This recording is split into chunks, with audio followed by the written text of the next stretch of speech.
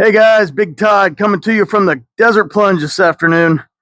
Man, I'll tell you what, it's 99 degrees outside and this Desert Plunge is keeping it right.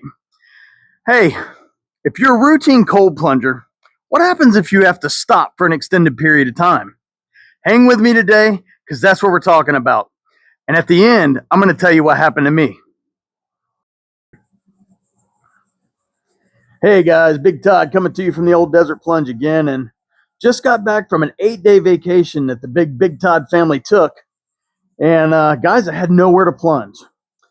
The house that we go to, our house that we have in North Carolina, I don't have a place to plunge there. I don't have a plunge. I don't have a tub. I don't have ice and all that stuff. Some of you might be saying, hey, Big Todd, there's plenty of creeks in North Carolina. Find one and get in it.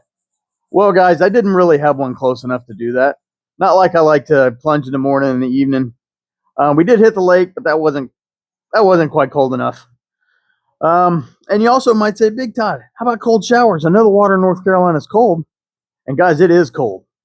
That's a fact. But let me tell you something. Big Todd does not do cold showers. I like, when I'm going to get cold in the water, I like to submerge all at one time. And when I'm in a shower, I can't do that. It just beats me up constantly. So what happens when you have to take a break like I did? Well, likely some of the benefits that you have developed through routinely cold plunging or getting cold in the water are going to diminish a little bit. And today, we're going to talk about the physical, the mental, and the emotional effects that not cold plunging might have on you. Guys, don't forget, hit that like button and subscribe. It really helps the channel out. All right, guys. So in my research, I have found 4 physical effects that might affect your body if you have to stop cold plunging like I did. And we're going to go over them real quick. So number 1, reduced adaptation to cold. So regular cold plunging, it helps us adapt to cold exposure, right? It makes the body resilient to stress, and it also improves circulation. So when we have to skip or have to stop regular cold plunging, we are reducing that cold adaptation. So that means when we get to start back, that cold shock factor is going to be way much higher than it was because your body tends to get used to it over time. We're going to talk a little bit more about this later. Number 2, you're going to have lessened benefits of muscle recovery. So if you're like me and you cold plunge after you work out, you're probably going to see that your muscles are going to be a little bit more sore. You're probably going to see inflammation come back a little bit as well. Number 3, potential decrease in immune support. Guys, when we routine cold plunge, that stimulates our immune system, which increases white blood cell production. And when we increase that white blood cell production, we are getting an immune support boost. So every time we get in that cold water, we are boosting our immune system. If we have to stop, we could potentially miss out on those boosts, and our immune system might come down a little bit. Number 4, possible impact on our metabolism. So we know as we regularly cold plunge, it increases our body's metabolic rate, which happens because we're in that cold water and our body starts freaking out. And it's like, oh man, I got to protect the brain. I got to protect the heart and the core. So it starts generating heat. Well, that boosts our metabolic rate, which over time helps our overall metabolism. All right. So if we miss out on regular plunging, this could lead to, this obviously leads to less frequent metabolic rate boost, but over time could lessen your metabolism a little bit. Okay, guys. So now we're going to go over some mental and emotional effects of not being able to cold plunge or taking a break from cold plunging. Number 1, we're going to have a diminished mood enhancement and stress reduction, right? So when we cold plunge, it increases our dopamine and it also increases our endorphins, which leads to better mood and reduced stress. So if we take a break, an extended break or something like that, not just if we miss a day or 2, but if we take an extended break like I did, this can lead to a reduced mood. It also can lead to how our body is able to deal with stress. Number 2, potential impact on mental clarity and focus. We know that cold plunging inherently increases our mental clarity, and it really helps us focus in our daily lives. If we miss that, if we take a break from cold plunging, we may, it actually may lead to a little bit of brain fog and a lack of production.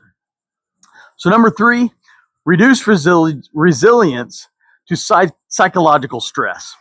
Regular cold plunging, it tricks the body into thinking it's under attack. So your body has to focus on dealing with this stress. And over time, as we're doing this regularly, our body gets better at dealing with this stress.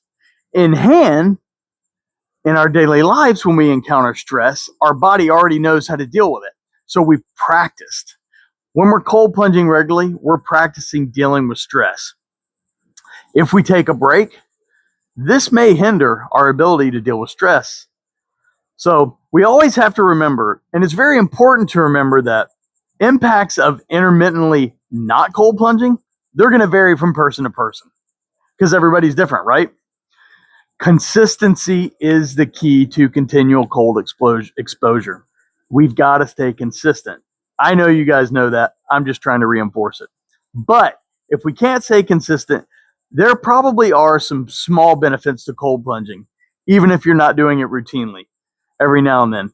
The effects may not be as pronounced as they are and may not be as effective as they are if we're regular cold plunging, but still there may be some small benefits. All right, guys, now I'm going to tell you what happened to me. But before I do that, real quick, if you would hit that like button and hit that subscribe button, and also hit the bell. That way you'll get the notification whenever I post videos. I do a lot of shorts, and I try to post regular videos about every Wednesday. So first of all, I want to just say that I really miss my desert plunge, and I miss cold plunging altogether while I was gone. I just enjoy cold plunging. It makes my body feel good, and it relaxes me. Guys, it totally relaxes me to get in the old desert plunge here. So let me go over what I noticed. I noticed that I didn't sleep that well when I was on vacation. And I had a little more inflammation and a little more pain in my knees and my ankles. Now, that might have been due to the 2 days of work that we had to put in to finish up a bathroom. But I don't think it was. And sleeping, my wife and I, whenever we go anywhere, we stay in a hotel or Airbnb, the first night we never sleep well. Well, guys, that's not the case here. The house we go to is our house. We own it with a couple other families, and we have our own room with bunk beds and dressers, and we have clothes up there. So this is our bed. This is our home. We're comfortable there. We never have that problem. We usually sleep pretty good. What I did not notice is I did not notice my ability to handle stress go down. We were there and we all all families had their kids, and they're all teenage kids, and that can be stressful sometimes. We didn't have a problem at all. Did great. My mood was great. I did not notice a loss of a good mood. Could be just because I was on vacation. Everybody loves me on vacation. My immune system seemed to do pretty good, so I didn't notice any loss of immune system other than this fever blister I have on my lip here. But those are pretty common for me. And I can't really report on soreness of muscles because I didn't work out when I was gone. When I was on vacation, I didn't work out, so really can't report on that. Let's see. I just want to tell you guys, man, I was excited. I thought about cold plunging the whole time I was gone. And I was excited on my way home. We had like a 9.5 hour drive on the way home, and I was excited to get in the cold plunge when I got home. So what I did is we drove 9.5 hours, and we got home. We got the car all unpacked. We get, everything situated and all that. And I came out to the old desert plunge, and she was sitting right on 46. And, I've got it set on 46, and it fluctuates between 46 and 48. That's what the active aqua chiller does that comes with these desert plunges. It will fluctuate to help save that compressor. I've talked about that in other videos. But anyways, it was set on 46. Man, I got in, and holy moly, guys. that water seemed really, really cold. My cold shock factor went through the roof.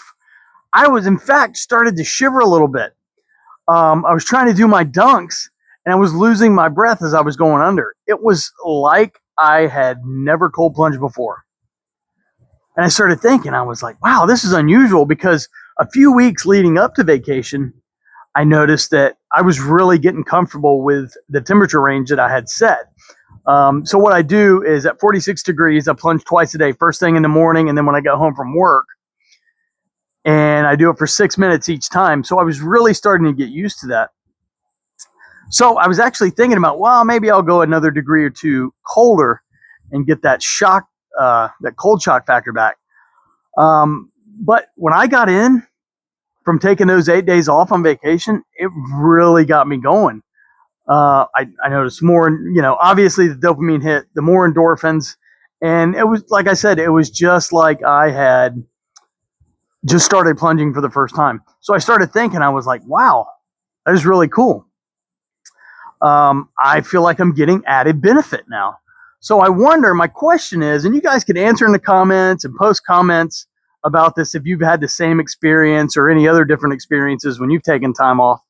But my question is there something to intermittently not cold plunging, like taking 8 to 10 days off purposely a couple times a year?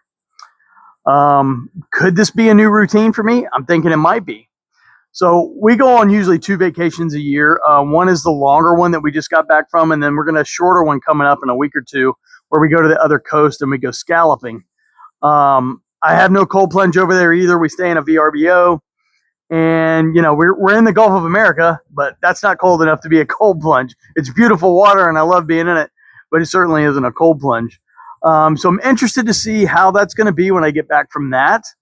But I've had these effects for like the last, I don't know, I've been home for almost a week, almost a full week now. And every day I've had those effects.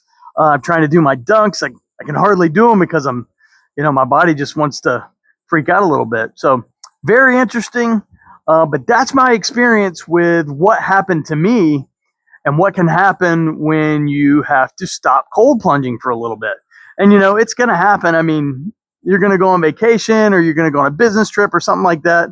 And it may be extended to where you can't cold plunge. I'm very interested to know your comments. I try to answer all the comments, or definitely read all the comments. But let me know, guys.